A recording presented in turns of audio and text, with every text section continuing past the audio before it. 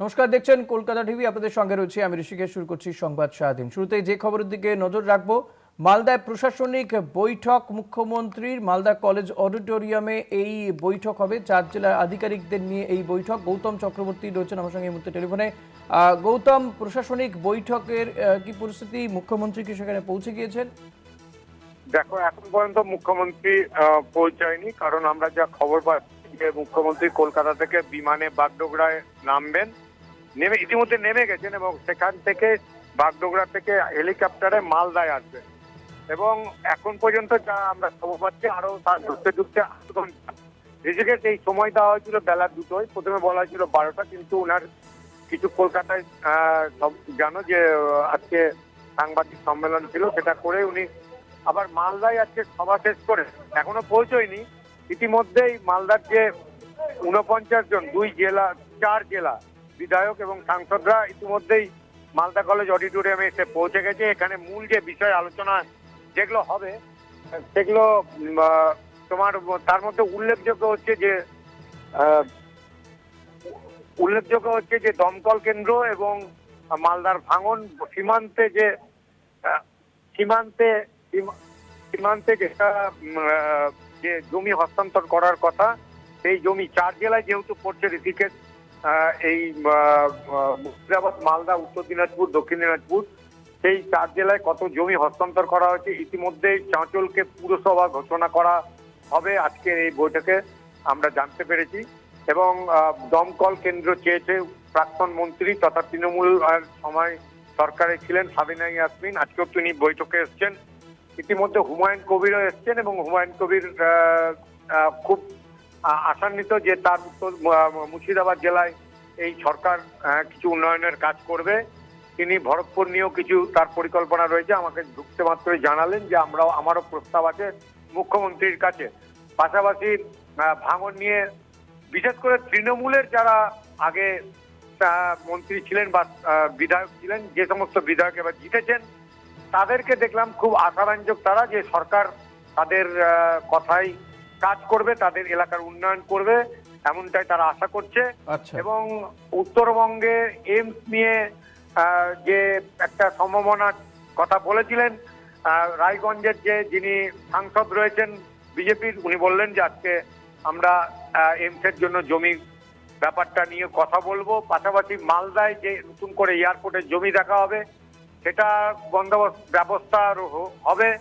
পাশাপাশি মালদা মেডিকেল কলেজে কোনো হার্ট কেয়ার ইউনিট নেই, নিউরো সার্জারির কোনো বিভাগ নেই, সেগুলো আজকে মুখ্যমন্ত্রী কোনো ব্যবস্থা নিতে পারেন, কেননা প্রপোজালের মধ্যে রাখা হয়েছে। প্রশাসনিক যে বৈঠক আর 8 ঘন্টার মধ্যে শুরু হয়ে যাবে হয়তো, আশা করছি। এখনো উনি এসে পৌঁছননি। প্রথমে উনি নামবেন মালদা যে এয়ারপোর্ট রয়েছে সেখানে, এবং সেখান থেকে উনি চলে যাবেন সোজা যাওয়ার গৌতম, কথা। একটা বিষয় জানতে চাইবো। এর আগে প্রশাসনিক বৈঠকে আমরা দেখেছিলাম যে বহু তৃণমূল সাংসদ বিধায়করা হাজির হয়েছিলেন। তুমি অবশ্যই এই মুহূর্তে সাবিনা ইয়াসমিনের কথা বললেন।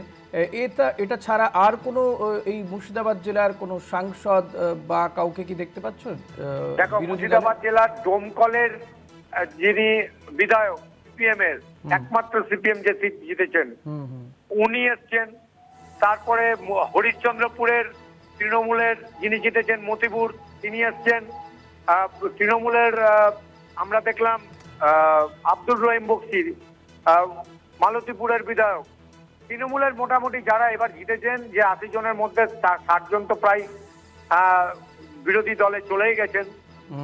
তৃণমূল থেকে বেরিয়ে নতুন দল করবেন তারা, বা বিক্ষুব্ধ তৃণমূল যাই বলো, তারা কিন্তু এখানে অধিকাংশই এই 4 জেলার মধ্যে যে কজন তৃণমূলের আছে, মোট 49টি বিধানসভা কেন্দ্র, 4 জেলা মালদা, মুর্শিদাবাদ, উত্তর দিনাজপুর, দক্ষিণ দিনাজপুর নিয়ে, তাদের মধ্যে অধিকাংশই উপস্থিত রয়েছেন এখানকার উত্তর মালদার সাংসদ খগেন মুর্মু বিজেপি এবং রায়গঞ্জের সাংসদ কার্তিক পাল, তারা কিন্তু আছে।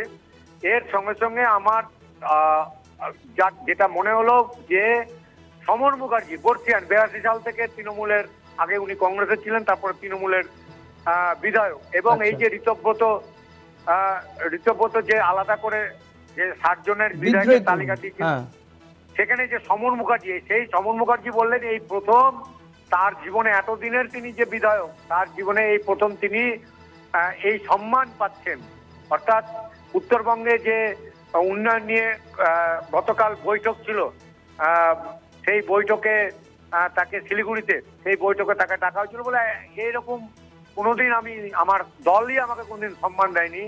আজকে যে আমি সম্মান পাচ্ছি তারা এই বিষয়টা। তারপরে ইটাহারের বিধায়ক মোশাররফ হোসেন, এইরকম যারা বিরোধী দলের বিজেপি না এমন যারা বিধায়ক আছে তাদেরকে দেখলাম, তারা কিন্তু উৎসাহী খুব, এবং তারা তাদের এলাকার কাজের জন্য। সাবিনা ইয়াসমিনকে দেখলাম, যেমন মন্ত্রী ছিলেন তৃণমূলের, উনি ঢুকছেন, ওনাকে জিজ্ঞেস করলাম, বললো আমার সঙ্গে শুভেন্দু অধিকারীর কথা হয়েছে, আমাকে থাকতে বলেছেন পার্সোনালি, এবং আমার এলাকায় যে দুটো সমস্যা, একটা হচ্ছে বিড়ি শ্রমিক, তাদের নিয়ে কিছু প্রবলেম রয়েছে, এবং দমকল কেন্দ্র এবং কালিয়াচক একটা পৌরসভা করা যায় কিনা সেই প্রপোজাল মুখ্যমন্ত্রীকে আজকে তারা দিবেন। এবং তিনি বাইরন বিশ্বাসও চলে এসছেন। বাইরন বিশ্বাসও বললেন যে আমার এলাকার কিছু উন্নয়নের কাজ আছে, আমার সঙ্গে মুখ্যমন্ত্রী বিধানসভাতেও আমি তাকে জানিয়েছি, আজকেও আবার জানাবো। এই বৈঠকটা খুবই জরুরি ছিল এবং হওয়া দরকার। সামনাসামনি আমরা মুখ্যমন্ত্রীকে এতদিন পাইনি, এবং এইভাবে আমাদের জেলা শাসকরাও এসছেন। কি পরিকল্পনা না হবে, কারণ আমরা হয়তো পরিকল্পনার প্রস্তাব দিতে পারি, কিন্তু পরিকল্পনা রূপায়ণের ক্ষেত্রে জেলা প্রশাসন সেই কাজটা করে। সেক্ষেত্রে একসাথে সবাইকে নিয়ে যে বৈঠক মুখ্যমন্ত্রীর, এটা এর মতো ভালো আর কিছু হয় না।